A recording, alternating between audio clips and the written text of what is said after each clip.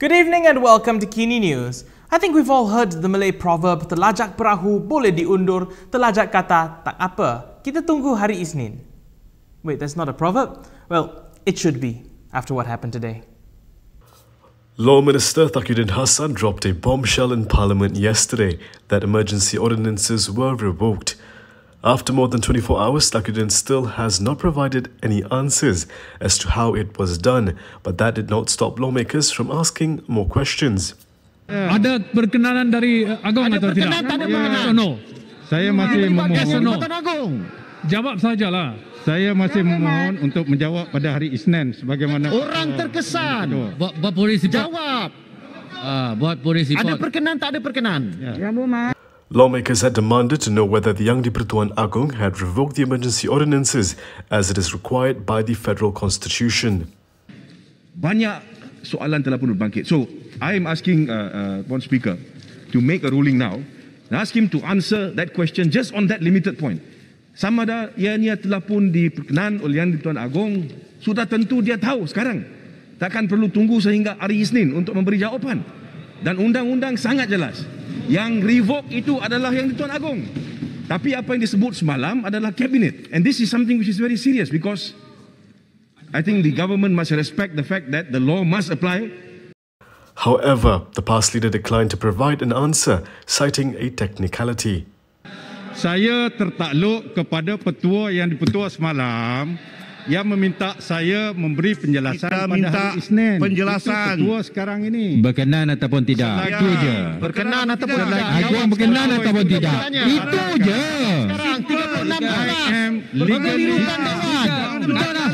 Yes or no? Actually. hari Isnin. Yes or no? Bukan saya lari. Hari Isnin takkan lari. Pengecut. Terima kasih. Opposition leader Anwar Ibrahim claimed Takiyuddin's refusal to answer meant the king had not assented to revoking the ordinances on July 21st. Kalau Yang di-Pertuan Agong benar-benar perkenan, saya percaya semalam dia jawab. Ini dia surat. Tapi tak ada. Jawablah tak ada. Yesterday, Takiyuddin said Putrajaya had cancelled all emergency ordinances that were promulgated this year. This led to an uproar from the opposition, who demanded Takiyuddin to explain when the ordinances were revoked and how it was done. Takiyuddin later said the revocation took effect on July 21st. However, no new gazette has been issued on the annulment. It's not just the opposition MPs who have questioned the government's move. Former Prime Minister and UMNO heavyweight Najib Abdul Razak says the legality and the legitimacy of the government is in question following the revocation announcement. Najib Abdul Razak said the government has three big questions to answer following the announcement that it had revoked 6 emergency ordinances on July 21st. Firstly, Najib asked if the due process of law was observed. Dalam erti kata apa-apa pembatalan ordinance darurat mesti mendapat limpah perkenan yang di-Pertuan Agong dan digeset. Ini tidak diperjelaskan. Secondly, the Pekan MP questioned whether the revocation of the emergency ordinances could be backdated. Sama ada ini boleh dilakukan sebab implikasinya terhadap apa-apa tindakan yang diambil oleh pihak berkuasa selepas 21 Julai itu mungkin boleh dipersoalkan ataupun terbatal dari segi undang-undang. Lastly, Najib asked whether the legality and legitimacy of the government would be questioned from July 21st to August 1st following the revocation of the 6 emergency ordinances. Pada pendapat saya, kenyataan semalam amat mengelurukan rakyat dan Dewan. Penjelasan yang tepat, terperinci dan sejelas-jelasnya perlu dilakukan sebelum ianya menimbulkan begitu banyak persoalan di kalangan rakyat dan juga di kalangan ahli-ahli parlimen. Right before we head to our next story, we need your help. Because Malaysia needs a free press now more than ever before. But being an independent news organization that keeps those in power in check can be pretty costly. So do click on the link in the description below to find out how you can contribute to the cause. Now, in our next story, you know how back in school, if you're not happy with a classmate, you like to just move to a different seat. Well, guess what? It's happening in Parliament as well.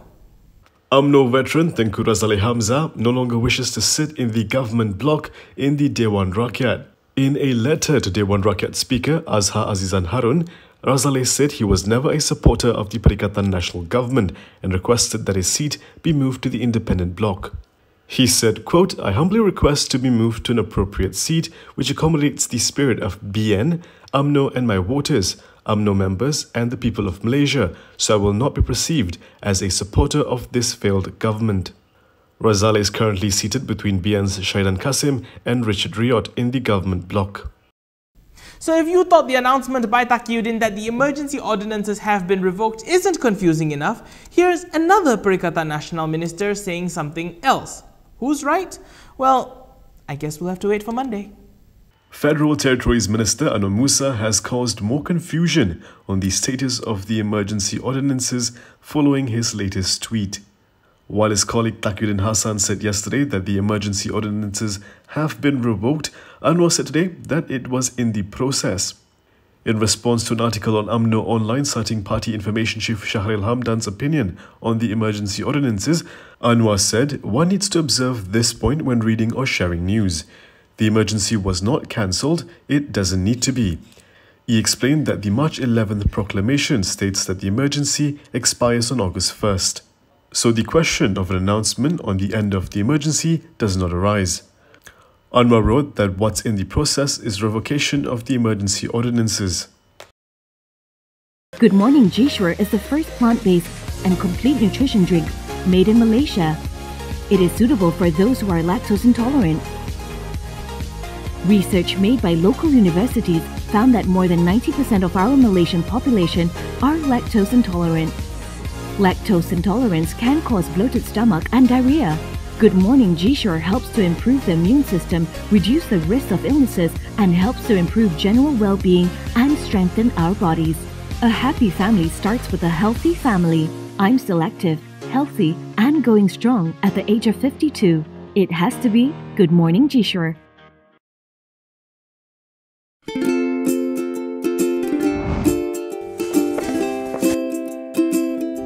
Shellfish, red meat, and beer. If you love indulging in these foods, you may end up with high uric acid level in your blood. These foods consist high level of purine, a substance that will eventually break down into uric acid and be excreted through our urine. It is recommended that the amount of dietary purines should be kept between 600 to 1000 milligrams per day. Having too much uric acid in your blood can cause attacks of gout. It can also cause kidney stones and blockage in the kidney. The crystallization of the excessive uric acid in your blood can be eased by reducing purine-rich food to only 100 to 150 milligrams daily, maintaining a healthy lifestyle, and consuming urinary alkalinizer like Ural. It consists of sodium bicarbonate, citric acid, and sodium citrate that increases the urinary pH and solubility of uric acid to prevent crystallization. Best of all, it's lemon-flavored and sugar-free. Ural, effective urinary alkalinizer. Neutralize your uric acid problem now.